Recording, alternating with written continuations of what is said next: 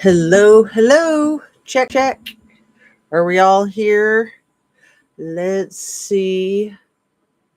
Let's go like that.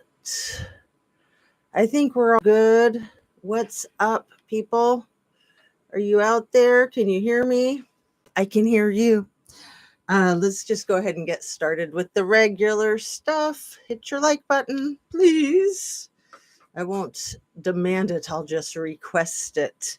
As I will request that you check to make sure that you're still subscribed if you are subscribed. And if you're not, consider doing so.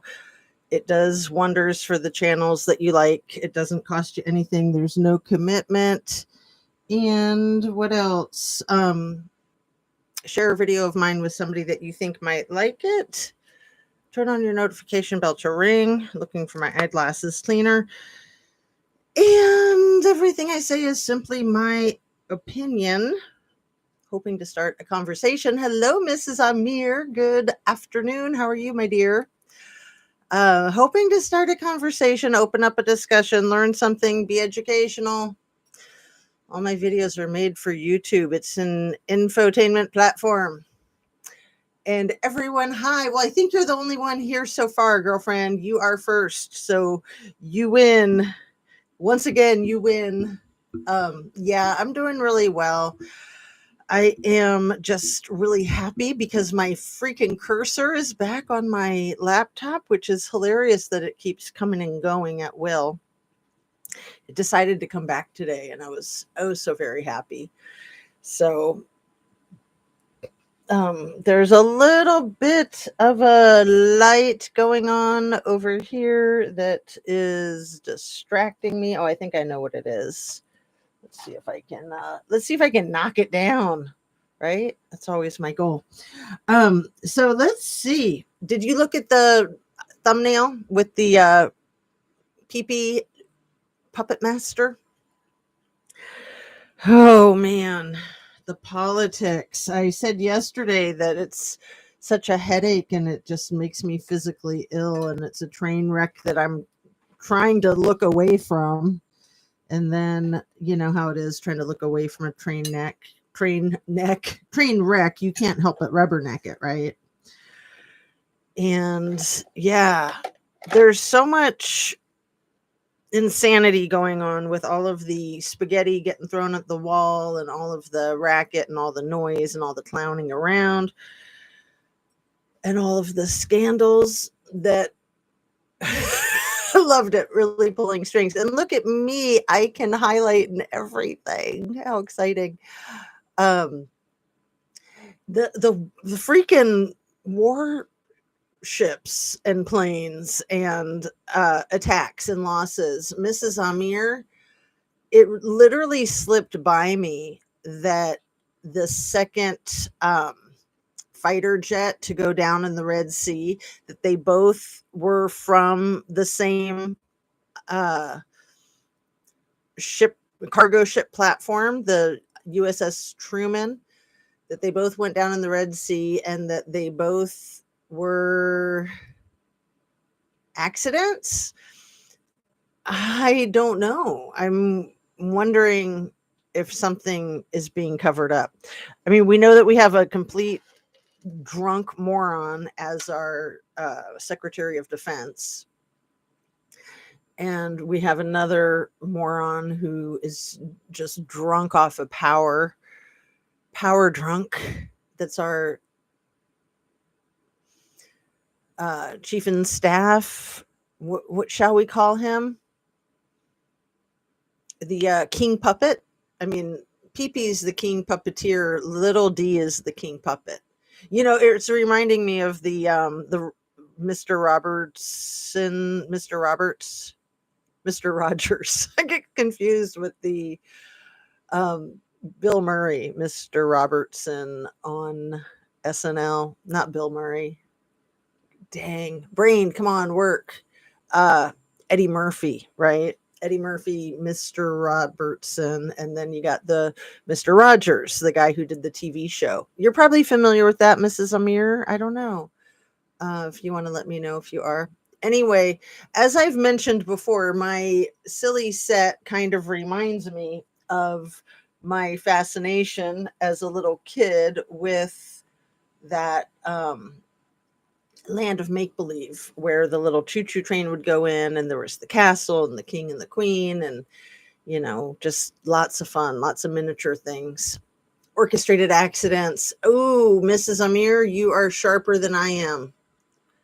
Much sharper than I am. See, I literally haven't been paying much attention. I took it at face value, like, oh, the first fighter jet, just like, what was it? It slipped off of the thing. I needed to read something to you guys if I can find it again. Oh, man.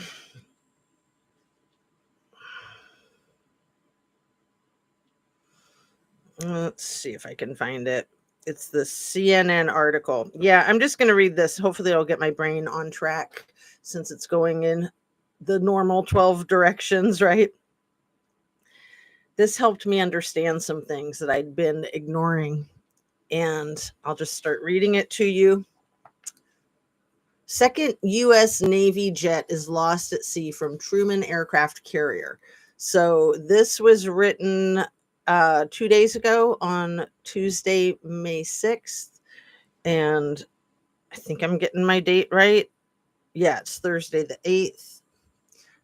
I got to double check everything. It drives me nuts when I misspeak.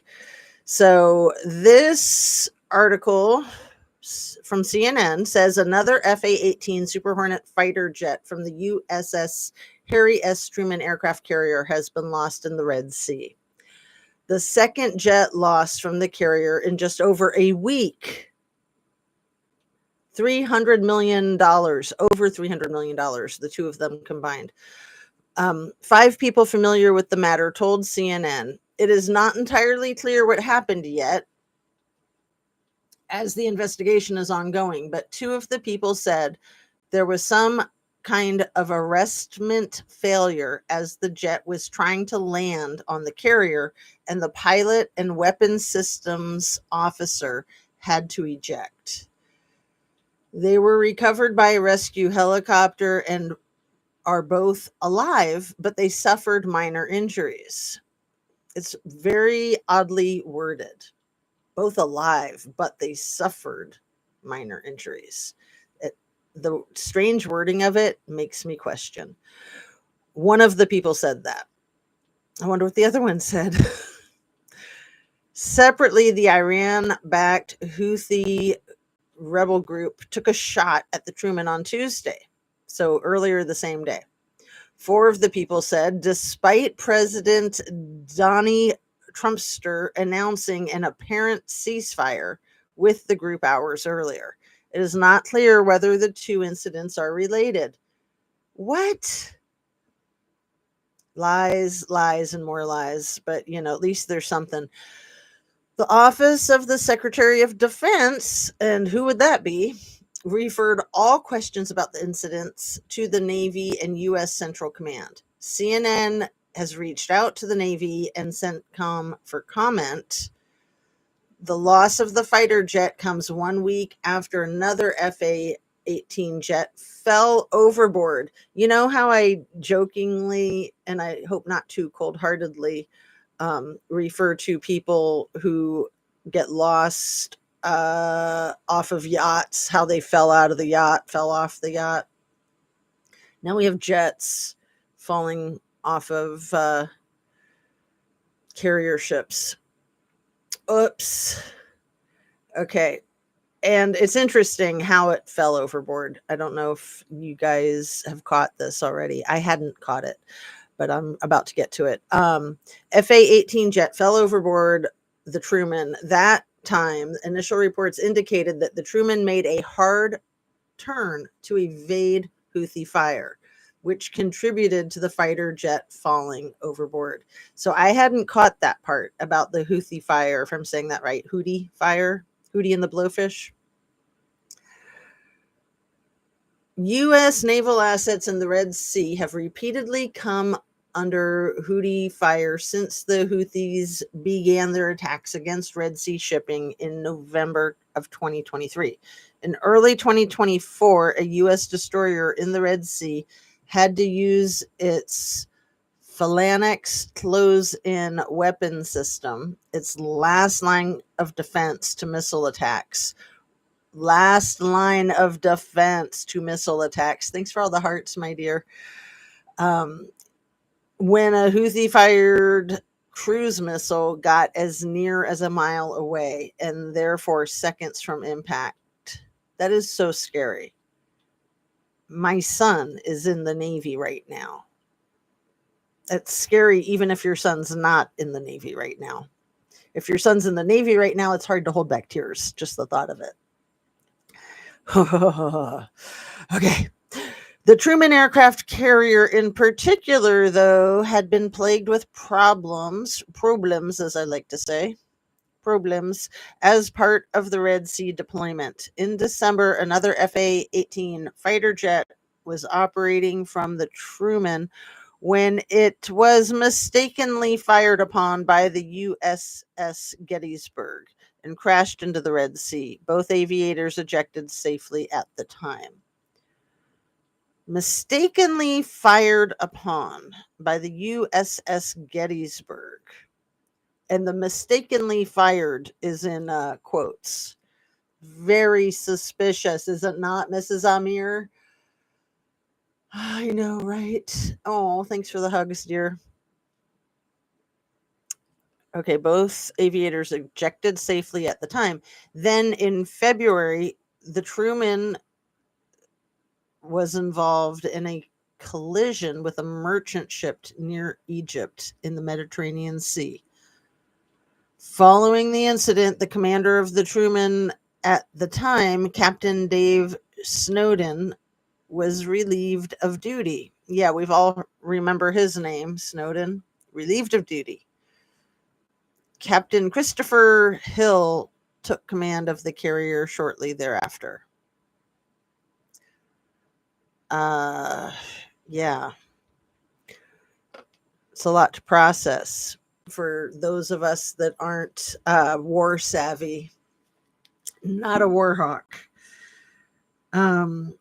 So yeah, during the landing was when the last one got lost at sea, allegedly, during the landing. But it had been shot at a few hours earlier by the Houthi rebels.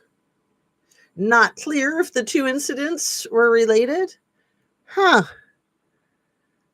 That's weird. You would think they would know if the two incidents were related. It leads me to believe that they are related. They just don't want to say so. So that's a kinder and gentler way of stating that they are, in my opinion. So both in the Red Sea, both of them. And who is literally sitting down at his Resolute desk, literally flat-footed today, sitting at the freaking Resolute desk? Does that man ever stand and sit on camera? I don't think so. You don't see him taking a seat. You don't see him getting up. He's either sitting down or standing up when he's delivering his stuff, his information, if you can call it that, his word salad. There we go, delivering his word salad. So today he was delivering some word salad that was really good news for the ultra wealthy. If I could afford a Rolls Royce, I would have been very happy to find out that the tariffs will not be affecting some of the parts for the Rolls Royces. And I'm not kidding you. This was like the big announcement that he had a couple of days ago said that he was going to be making this big, exciting announcement that was so big and he couldn't say what it was, but it was going to come on like Thursday or maybe Friday or possibly Monday. Is that it? Is there more? That's crazy. That's absolutely insane. It's almost like he's trying to mock the common people. and those common people who have kids that are serving in active duty right now. Oh, it's just painful. It's absolutely painful. So, two fighter jets totaling over $330 million. Oh, goodness. What are we going to do? Two in a week, slightly over a week. It's just nuts. Politicians always makes the rich richer and the commoners poorer. Yeah, there's a little bit of that going on, huh? And here I am distracted by the fact that my yellow is orange. It's almost more orange than my orange. I don't know if I can fix that. The battery is dying, I think. That's the problem. I might be able to fix it. Not that anybody cares except me, but why don't I at least give it a shot? Give it the good old college try. One sec.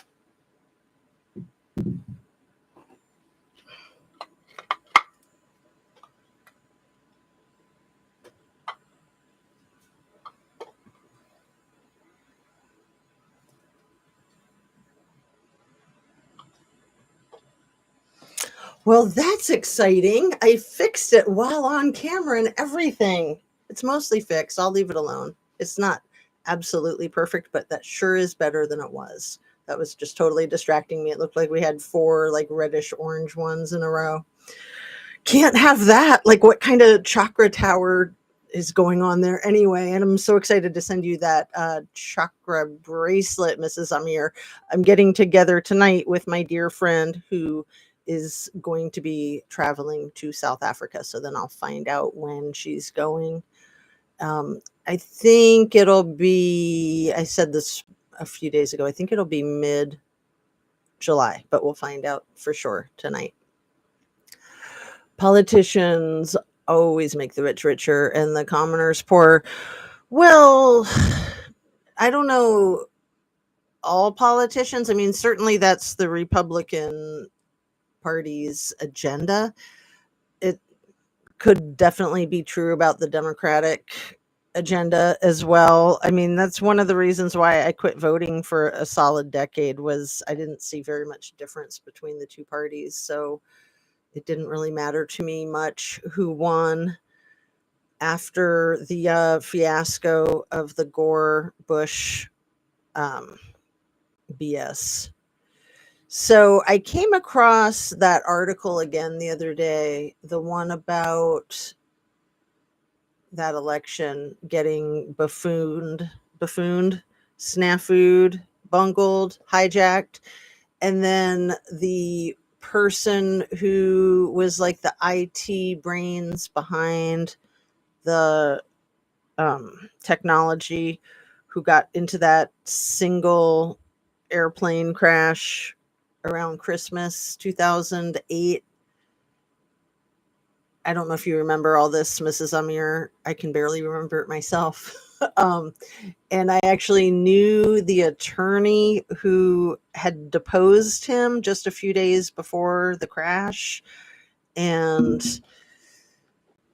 I don't know where I came across that article. It must have been something that I maybe posted on my I think I posted it on my community tab. Let me see. I post so much on my community tab. So here we go.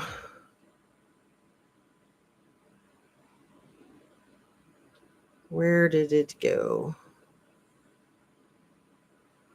Not finding it yet. But maybe that's not where it was. I could have sworn.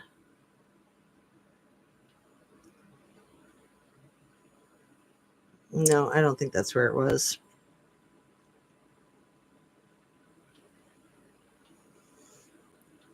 Um,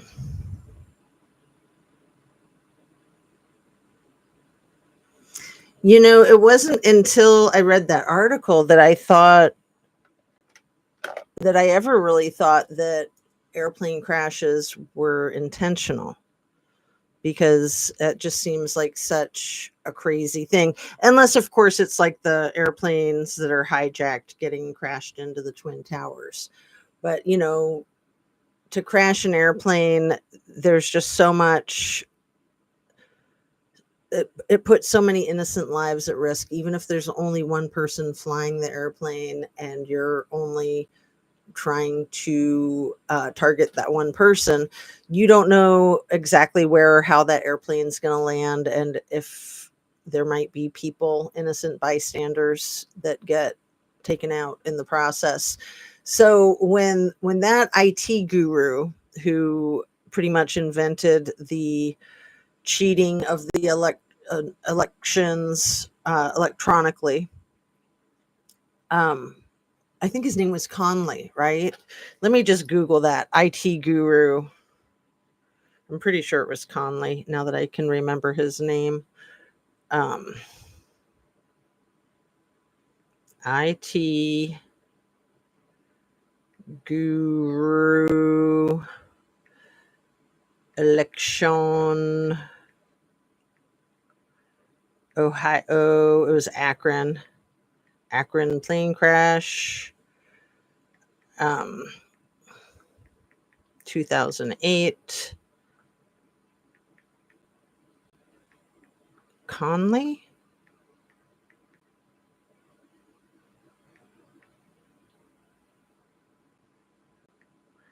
Let's see what it says. Michael Connell was unalived when the plane he was flying crashed on December 19th, 2008. So this CBS News article is titled Republican IT Guru Unalives in Plane Crash. And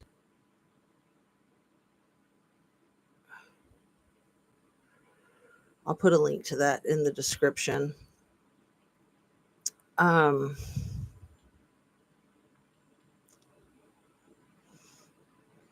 And just maybe I should read part of it to jog my own memory as well as anybody else's.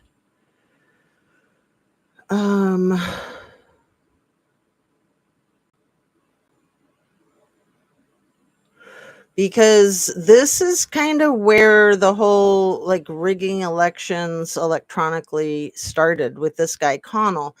And the reason it's believed that his plane was sabotaged and he was unalived is because he wouldn't take the fall himself and just say, I did it during the deposition, that he was not going to go down alone. He was going to mention all of the people that he was involved with.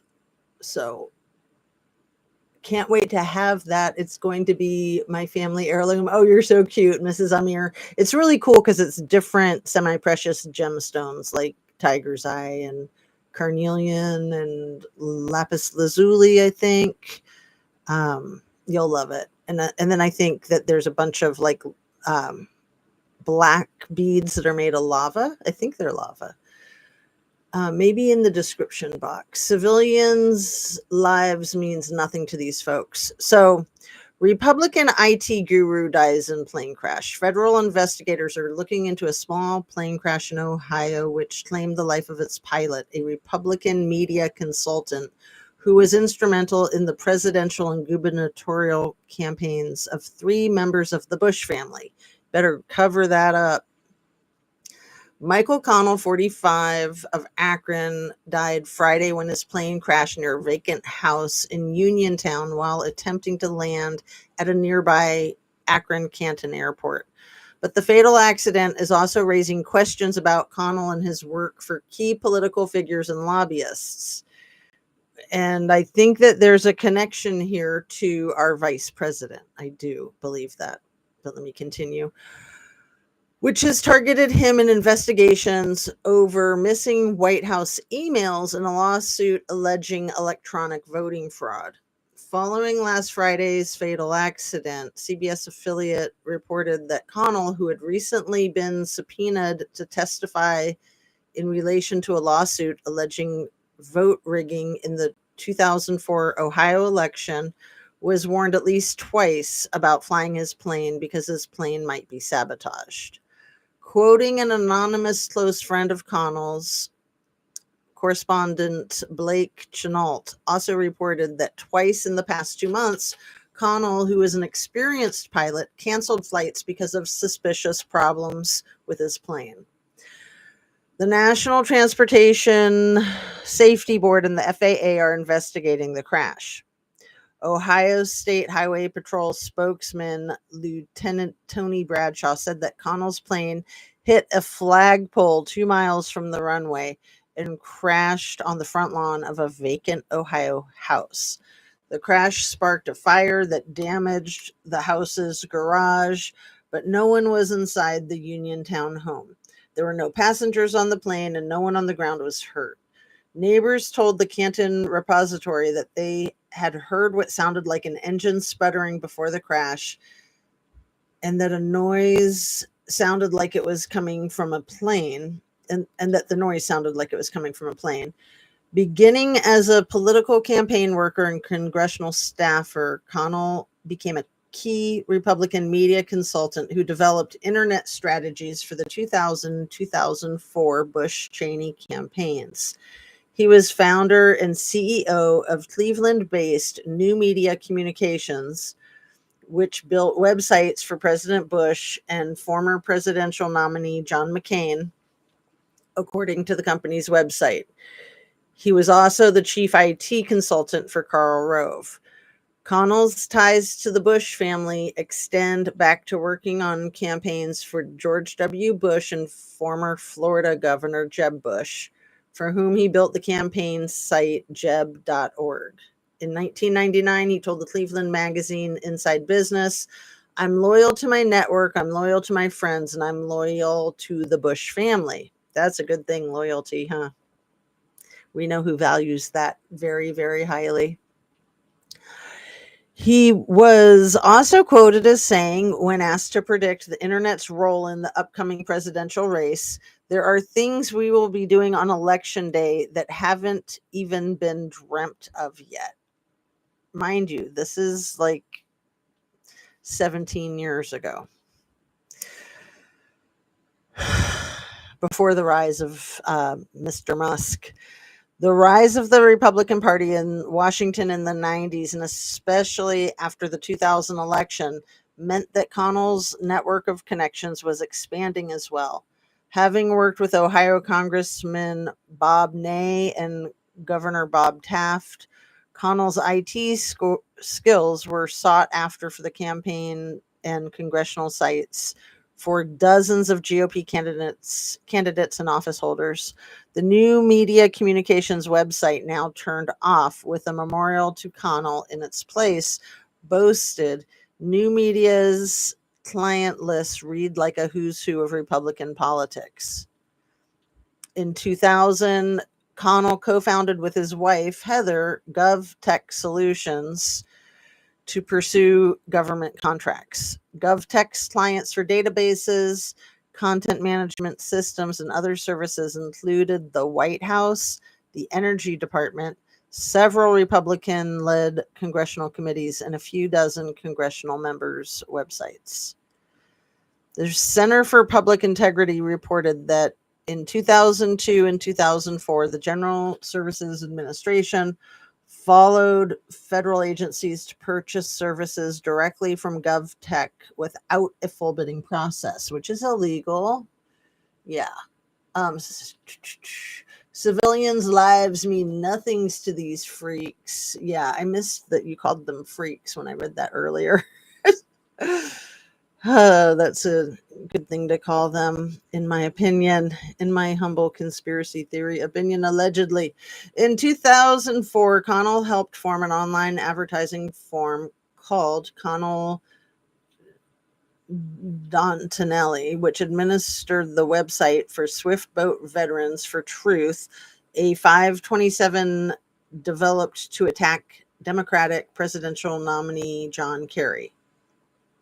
Connell's central role in building the IT infrastructure of the White House and his association with Karl Rove has brought him into the controversy surrounding missing White House emails relating to the firing of U.S. attorneys and other topics, and the fate of email communications sent by Rove and other administration staffers, which were sent via a Republican Party website rather than through a White House government address.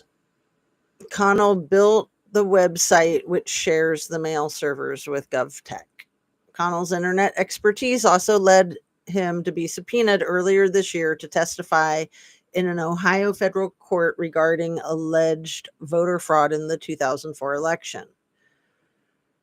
Despite exit polls, Fritakis, that was the lawyer that deposed him. That's somebody that I haven't talked to him in a long time, but I used to know him, Bob Fritakis.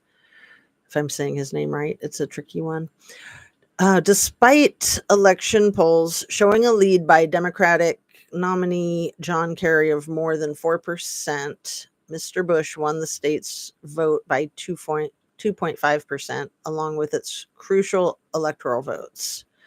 Much has been written about the problems at the polls in Ohio that year, where voters in many predominantly Democratic precincts were forced to wait hours because of a shortage of working voting machines. Oh, that would have been frustrating to no end. I was living in Seattle at the time. A lawsuit being pursued by attorney Clifford Arnbach seeks to answer questions about this and other ballot problems. For example, in Franklin County, Mr. Bush received 4,258 votes in a precinct where only 638 voters cast ballots. How would that have happened? Over 4,000 votes in a precinct where there's only under 1,000 that voted. A glitch in the system, perhaps? Questions have also been raised about how votes from Ohio counties were tabulated. Computer expert Stephen Spoonamore, a Republican who works in detecting fraud in network architecture and protecting computer infrastructures, had testified that the Ohio election returns he saw were indicative of a kingpin attack. I've never seen that phrase, a kingpin attack, all caps.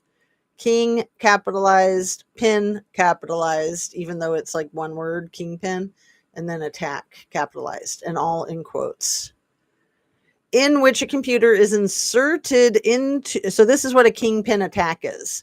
A computer is inserted into the communications flow of an IT system with the intent to change data as it passes to its destination. I bet the big E knows what a kingpin attack is. And I bet little T knows what a kingpin attack is. It was later learned that Ohio Secretary of State Kenneth Blackwell's office had routed internet traffic from county election offices through out-of-state servers based at Smart Tech in Chattanooga, Tennessee. Smart Tech hosts dozens of GOP web domains. Last month, U.S. Judge Solomon Oliver refused Connell's request to quash a subpoena connected to the lawsuit King Lincoln Bronzeville Neighborhood Association versus Blackwell and demanded his testimony relating to his IT work. In his deposition given in November, Connell denied any knowledge of vote rigging. Since his death Friday, the internet buzzed with news about an IT entrepreneur until now in the background of Republican politics, whose sudden death has sparked conspiracy theories and thrust him into the center of continuing controversies involving White House communication and electronic voting. Meanwhile, a man, the Beacon The Akron Beacon Journal recounts, as a devout Catholic who organized annual missions to aid communities in El Salvador with as much passion as he devoted to the businesses he built, leaves behind his wife of 18 years and 4 children. So, I know that this is old news, but I think it's relevant right now with the elections and potential election fraud. I would say certain election fraud from the research that I've looked at. Um, oh, the politics of our country are so messed up, Mrs. Amir. I would imagine the same is true for you there in South Africa. It's crazy. Absolutely crazy. And then we've got that guy from South Africa who's messing up our politics and dodging the Doge, right? Yeah. It's very sad. It's very sad that people get so corrupt. I mean, you would think that there are people that want to get in politics for the right reasons, not just to enrich themselves and power and control, but that they want to like serve the people. They want to help people. But when they do just the opposite, when they actually hurt people, and not just by war, but by like cutting off aid and food for small children, or cancer treatment for small children. It's atrocious. It's absolutely atrocious. Well, I appreciate you being here, Mrs. Amir. All they want is power, and then they want to stay in power. So that's what is very frightening with the Trumpster fire right now. Is he is doing everything that he can think of to try to gain all of the power in the universe.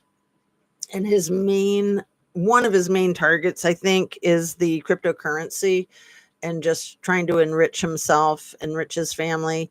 And it's obvious to me as a layperson that what he's doing is illegal. And yet, as the president of the United States, he's immune from all prosecution. So it just is insane. I mean, I vacillate between thinking that something's got to give, and that the whole house of cards is going to come tumbling down, to thinking, my goodness, not only are we headed directly for the Handmaid's Tale, but there's Handmaid's Tale. I don't like to say the phrase, but I will. Baby farms already underway. So that Zorro Ranch in Santa Fe, outside of Santa Fe, New Mexico, that little E owned, he purchased that ranch to make it his baby farm. Then you've got the big E in his property there in Texas, where he's got at least, I think, 11 baby mamas living. I could be wrong in my numbers, but again, I don't think any of the numbers that are put out into the public about how many baby mamas Mr. Musk has, or how many children Mr. Musk has, I don't think any of that's accurate. To quote his daughter, Vivian, the one who was one of the twins, the two oldest surviving kids, because their first child passed away from SIDS when he was like 4 months old, 3 months old. So Vivian has made public statements about how horrifying it is when she finds out in regular media that she has more siblings, and that she fully suspects that there's a lot more siblings than the ones that she knows about. So it's only like 14, which doesn't seem like a lot for somebody who wants to have 5,000. But then there was information released last week with um, I think quasi verified information that he already has over 100 kids. And given his mentality, given his financial achievements, accomplishments, and all of that, I would say that it's probably accurate that 14 seems really low for a man whose goal it is to have 5,000. And he's already like 50 or something. So, oh, I found out how old Ghislaine Maxwell is. She was born in 1961. So she's 64 years old right now. And yeah, she's still currently married to that guy that she married in 2016. I don't think a lot of people are aware of that, but it even, even like Wikipedia has it listed on there as her husband, who was very tight with the Trumpster fire family.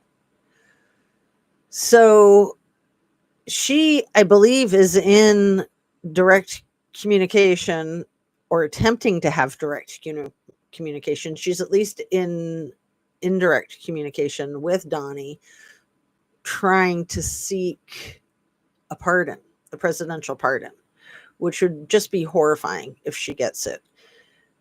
I think that she'll get it because she could throw him under the bus in a second. I think that that's why when he was asked about her back when she was first arrested and convicted, and they asked if he had any comment, and all he said was, "I wish her well." It's like she's a child trafficker. I'm trying not to say the buzzwords. She's a child trafficker. She's a abuser of kids, convicted, not just accused, convicted. And you're publicly going to state that you wish her well. To me, that speaks volumes that he knows if he were to say anything else, that she could destroy him in a minute with the knowledge that she has. Because it's probably not just knowledge, she probably has verifiable documentation that could destroy him as well. When they talk about the Epstein files, I think they're talking about videotapes of people.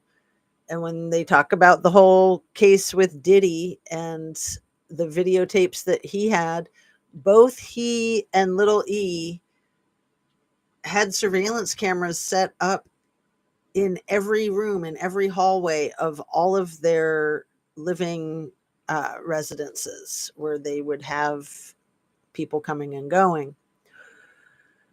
And those files give them serious leverage to blackmail and control people as much as they please. And I think that that's being overlooked or underestimated.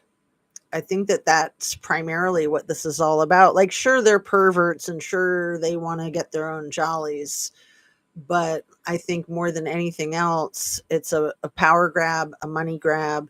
And that's how you do it, is blackmail, because you can't buy silence. You can only rent it. So if you can blackmail someone, that's like being on their payroll. So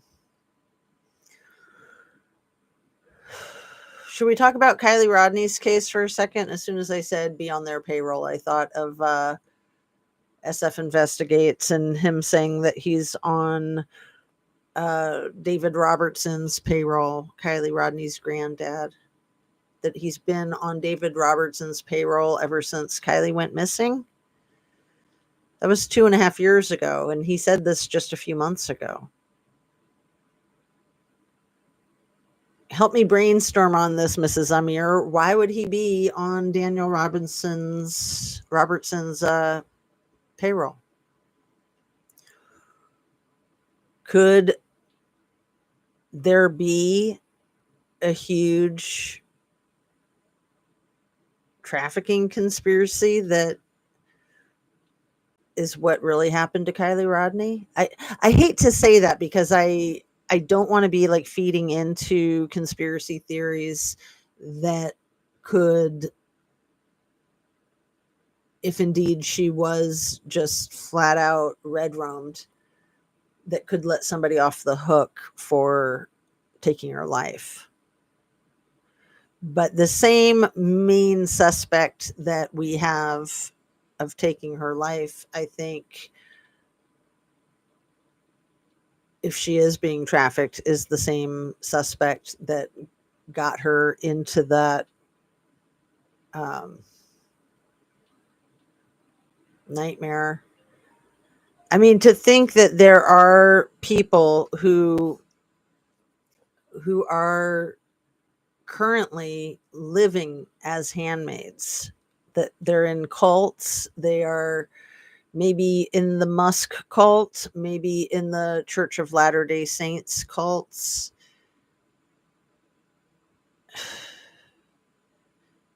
And where are they kept? Where are they living? Do they see sunlight? Was that you yesterday, Mrs. Amir, or was it Anna Bees who was talking about like the underground bunkers? And it just really got me thinking, like, there could be people being used as reproductive handmaids who literally don't get to see the light of day. And when I say could, I'm sure that there are. It's just a matter of how many and where are they. It's so horrifying. It's absolutely horrific.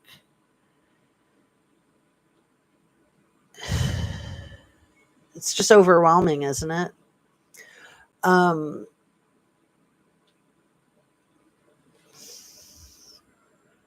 let's see all these great things you're saying here. The fact he can't spare his family. I watched 60 Minutes document about his niece. Um, whose niece? Are you talking about Donnie's niece or Musk's niece? Exposing how he took all of their inheritance. Too much dirt on him. Yes, please. He got some dirt on him for sure. I'm not sure if you're talking about Diddy. You think Anna did about the bunkers. Yeah. I mean, the scary thing about these billionaires building bunkers is it makes you think they're planning for the Armageddon. And during the pandemic, I think that that was something that was looking very real. And I think now with world trade coming to a screeching halt, other than the Rolls Royce parts, but world trade coming to a screeching halt, you can't help but think that way. Like having supply chains cut off, like the freaking toilet paper crisis. Did you guys have a toilet paper crisis with the pandemic, Mrs. Amir? They are. The cults are real. Because yeah, I mean that toilet paper crisis was crazy. Donnie's niece. Oh, are you talking about Mary? Mary Trump, the one who has her own YouTube channel?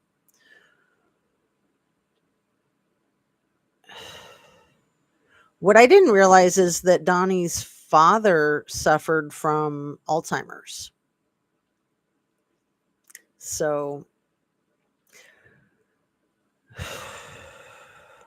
I'm really concerned how he's always sitting down. What I was saying earlier about how you don't see him going from standing to sitting or from sitting to standing. My guess is that he's having a lot of balancing issues, but he's also usually sitting down like behind the resolute desk or his silly little desk that he has them put outside on a platform with his pack of giant Sharpie pens so he can sign his giant cheesecake factory looking uh not proclamations, executive orders, you know, how he likes to sign it and then hold it up. Like, how does he do it? Like this? Like, look at me. I can sign my name. And it doesn't even look like his name. If you look closely at it, there's too many letters in the last name. And then at the end of the last name is like uh, something that goes up much higher than everything else and goes down much lower than everything else, which I don't think there's any letters that do that. Maybe that's just his tail. That's the tail on his signature, right? No, we didn't, but there was a lot of panic buying. Yeah, yeah, it was so bizarre how the toilet paper thing happened here. Um, and I think that it was probably caused by panic buying. I think there's a lot of panic buying going on right now.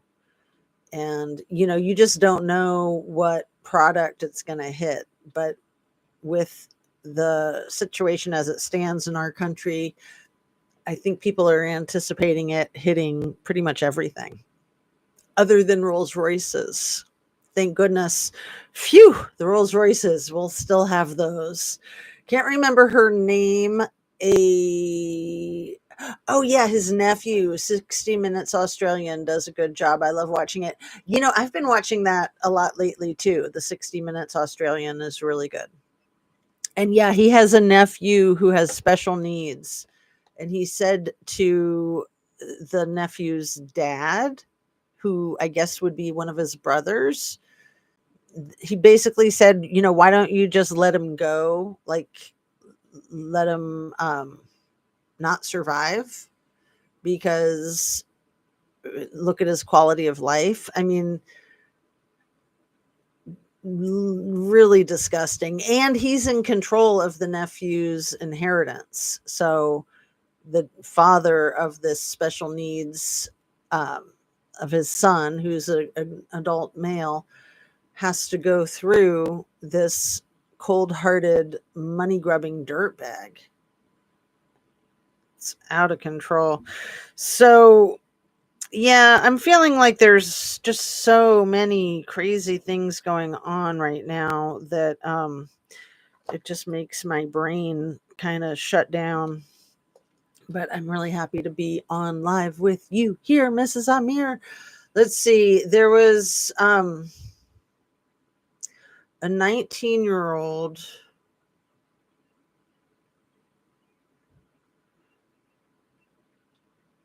that was unalived in Australia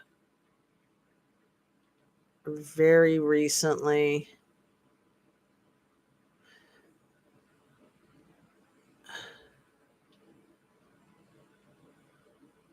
Okay. Yeah, this. Are you familiar with this one, Mrs. Amir? The 19-year-old Central Coast woman, Audrey Griffin, who was her life was taken a few months ago by this man that he apparently took his own life in prison last month, just a few weeks ago, 2 weeks ago.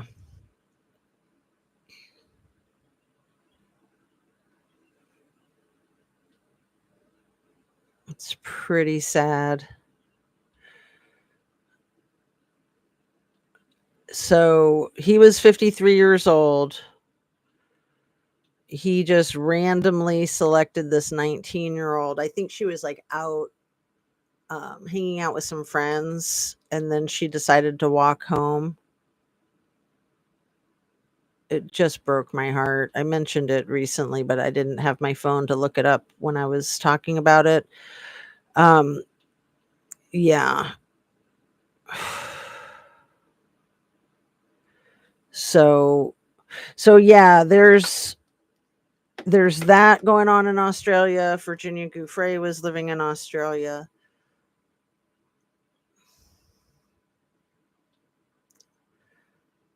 It seems like there's just like a hotbed of activity right now in Australia with true crime.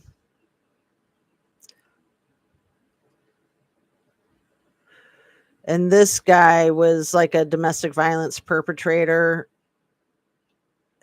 That's part of the problem, is domestic violence being so tolerated and not punished. Violence against women not being taken seriously and punished the way it should be. I mean, it literally should be treated like a hate crime, because it is. It's misogyny. And I think if the consequences were more severe, that it would discourage people from doing that. It's so common. Violence against women is so ridiculously common and so ridiculously underpunished. I mean, you look at what little E got sentenced to in his first trial, um, the end of the 2010s in Florida, when they had 40 victims, ages 14 to 16, SA, and he got sentenced to 13 months. And I was talking about it yesterday, how that Alex Acosta, not only did he sentence him to a measly 13 months, he also had work release the entire time. And part of the agreement was immunity for everybody involved in the crimes. And Alex Acosta had intended that immunity to be nationwide. So anybody who was involved in Florida, as well as New York, as well as New Mexico, everybody should get immunity because of this stupid little measly 13-month sentence. That so basically he Jeffrey Epstein admitted to guilt in exchange for this sweetheart of a deal. And Alex Acosta tried to grant immunity for everyone involved. Everyone involved. And Ghislaine Maxwell's attorney tried to use that as protection for her when she was convicted a couple of years ago in New York, 3 years ago. And they determined that the immunity couldn't exceed beyond the state of Florida. Like, the immunity shouldn't have happened, period. Like, that's insane. So with the admission of guilt, everybody involved could be let off scot-free for child rape. Are you kidding me? And so that would include Prince Andrew. That would include anybody else that allegedly is involved. It's a pretty disgusting world. And then Virginia Giuffre had her foundation that she was running to try to help other victims. And when she got her settlement from Prince Andrew, he donated millions to her foundation. I was going to look up the name of it.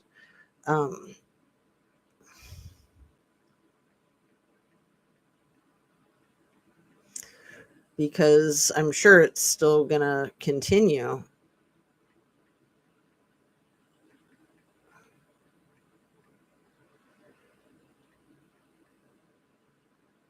Here we go. Virginia Giuffre Foundation. It's called Speak Out, Act, Reclaim, which is really cool because the acronym is SOAR, SOAR. Speak Out, Act, Reclaim.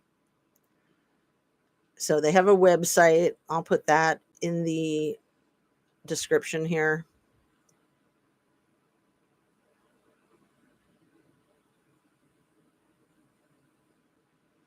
So it's really about respect, accountability, healing, transformation, dignity. Founded in 2015, so 10 years ago.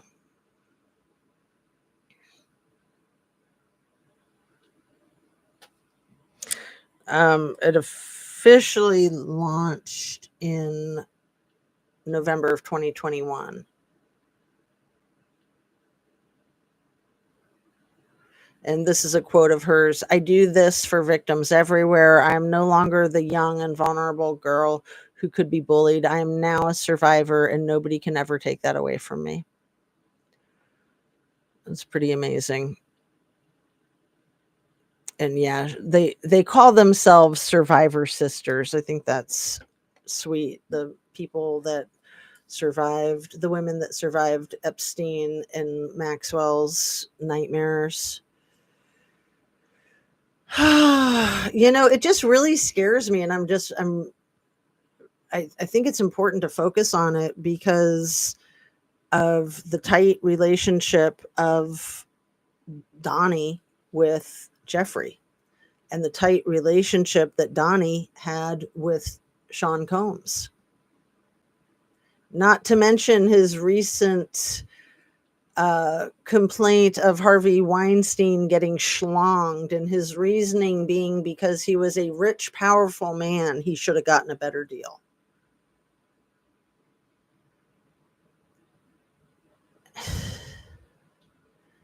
It's so crazy. And then if the election was rigged and stolen, but then it makes it look like our country voted for somebody who said something like that.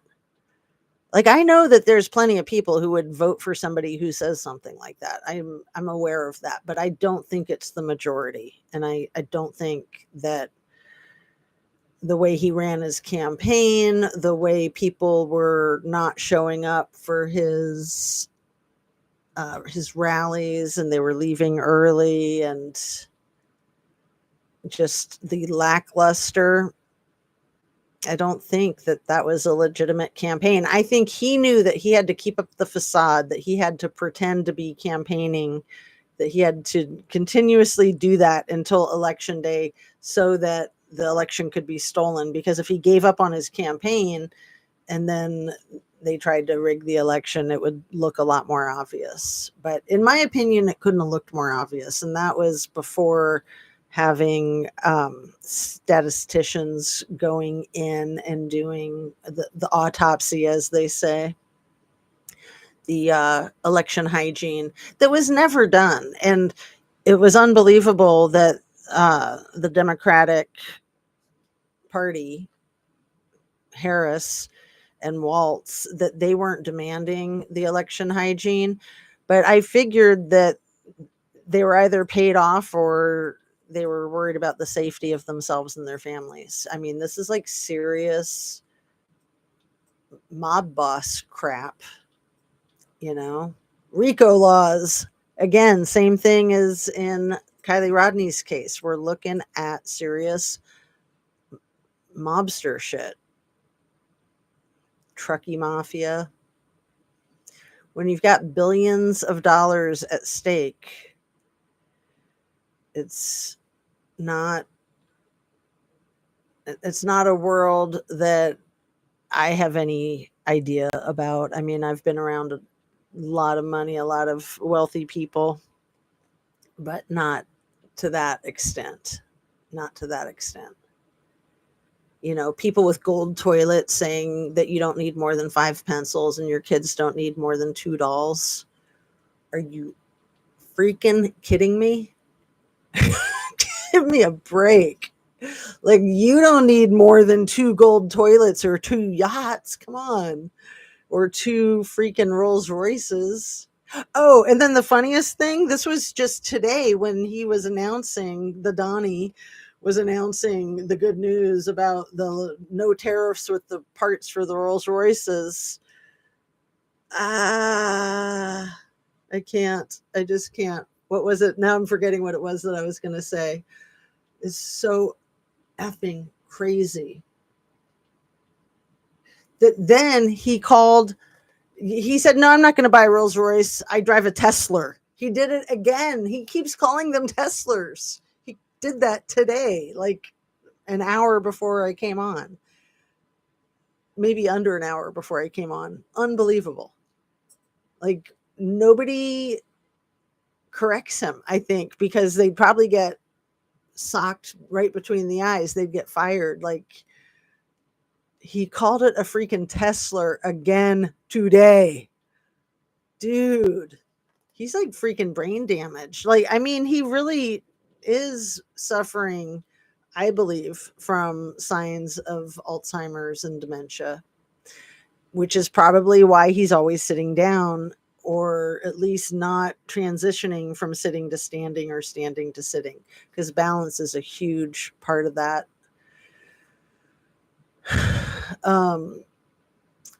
Oh, I know the missing two siblings in Canada, Mrs. Amir. The little kids. I haven't looked at too much about that. It's just been on YouTube, I think, since yesterday, and it looks pretty freaking shady. I mean, as soon as you have little kids missing, it's almost certain that the parents did something, that they're not alive anymore. Unfortunately, statistically, that's how it goes. I mean, not always. There was that little 2-year-old boy who was missing overnight a few months ago. Was that in Arizona? And he was found safely. The dog. I remember I did a video about it. It wasn't even a month ago. That big white dog, the Pyrenees, that saved him, or that found him and took him to the rancher. That was amazing. But then, like, when I thought that case had just happened, it had already been a few days. It just didn't get the news. Like, it didn't hit the news feed the way all this crime does. It's like, we need some good news. We do. We need to hear it. We need to celebrate it. A slap on the hand, like I would my 2-year-old for being naughty and continue to victimize more kids. Strong words from someone who wouldn't delete herself. Um,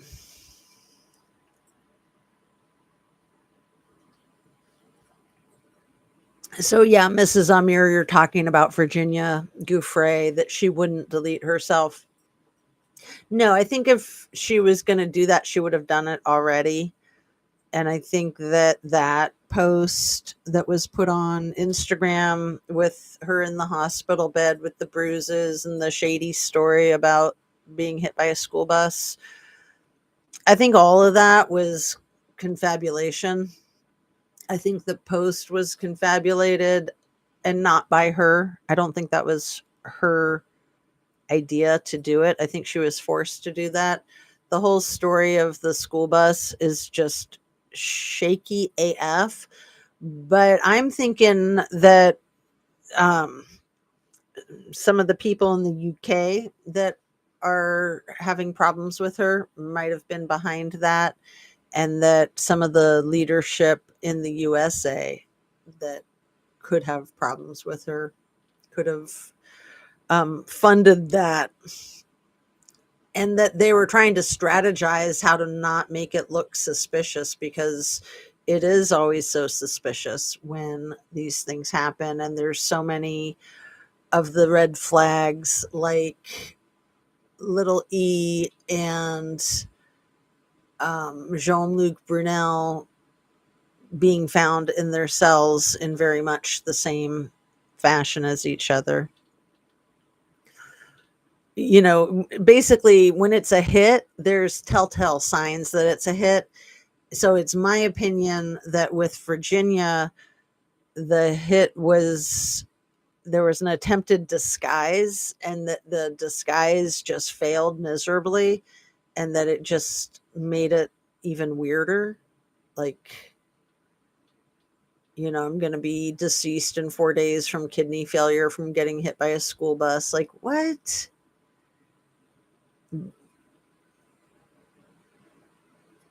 Yeah. And then, there's other survivors who would never come forward, that never have come forward because they fear for their safety. Then there's the non survivors that were either rubbed out or rubbed themselves out because of all the trauma.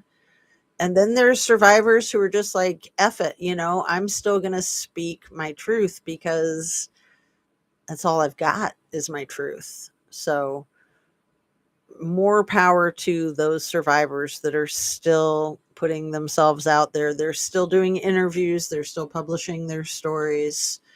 And, you know, and the ones that are too fearful to do that, I want to say I have just as much respect for them, really. I really appreciate the ones that can take the risk and make it more public to try to get justice. I mean, it's all about justice. That's what I'm all about. Truth and justice. Why does it have to be so hard, right? So, should I get the puppy to lighten things up as I sign off? Let me see. She's a little poopomatic. 1 second.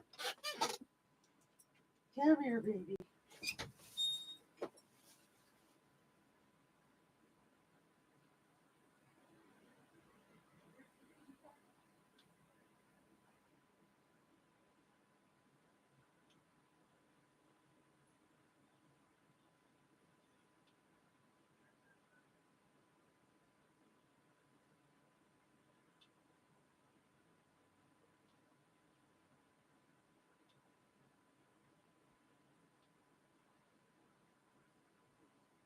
I got the little chi ball.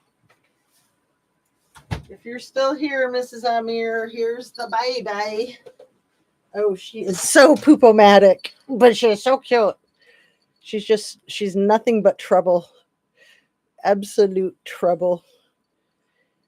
Are you still here? Do you see the little baby girl?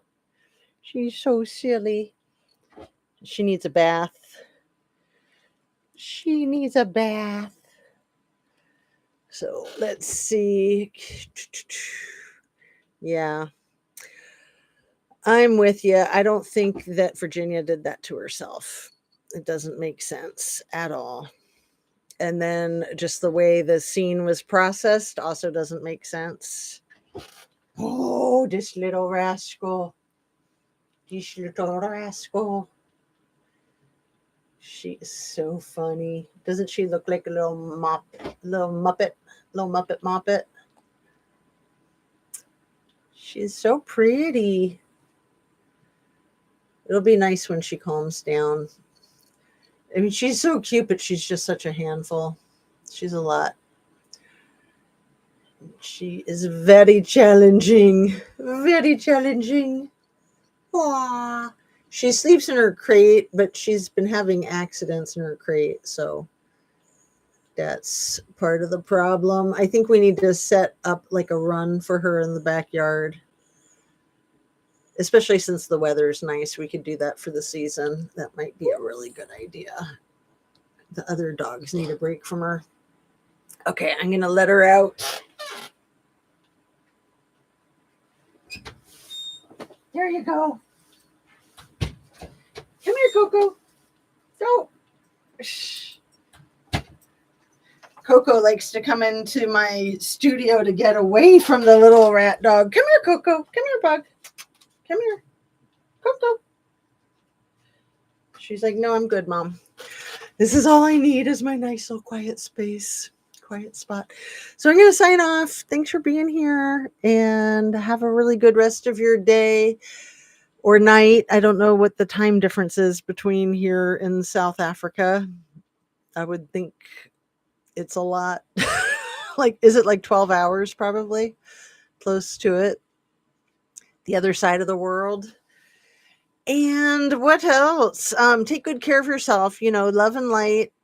We all need to get our sunlight every day, our fresh air, our healthy food. Vegetables are so important. I've been so good eating my vegetables since I'm constantly trying to remind my viewers. It's literally because I'm constantly trying to remind myself because I literally forget. So I keep eating my salads, my carrots, my celery, tomatoes, broccoli, everything I can think of.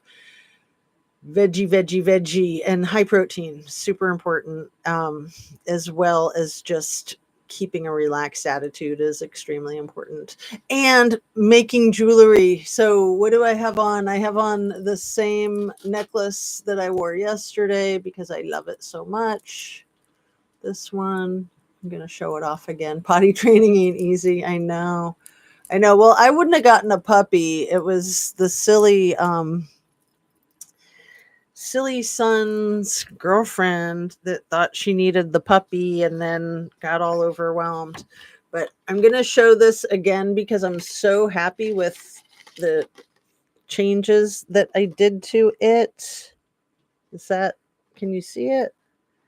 I want it focused. I don't know if I can get it to focus. Focus. There we go. So it's an odd necklace. Like I said, I just very spontaneously purchased that big rectangular bead and then came home straight away and invented this. It was a couple years ago now, maybe 1 year ago. And then the other day, I made some changes on it that I'm very pleased with. Just having this little, you can't see the beads that well, but they're just really cool shades of blue. I love what I call like battleship blue, kind of grayish blue. And I'm just in love with it. So I just have to show it off. And I wish that I could get supplies so that I could make mass amounts of the things that I make and then I could sell them too. But it's like they're kind of one of a kind. So I want to keep them or give them away. And I can't wait till you get your bracelet. That was exciting that Anna B's got her bracelet yesterday. All right, I'm going to sign off. Light and love. Thanks for being here and see you soon. And look at me, I've got my little thingamabob. What do you call that? Widget? My cursor. My cursor's back. Woohoo! Party on, Garth. All right, have a great evening.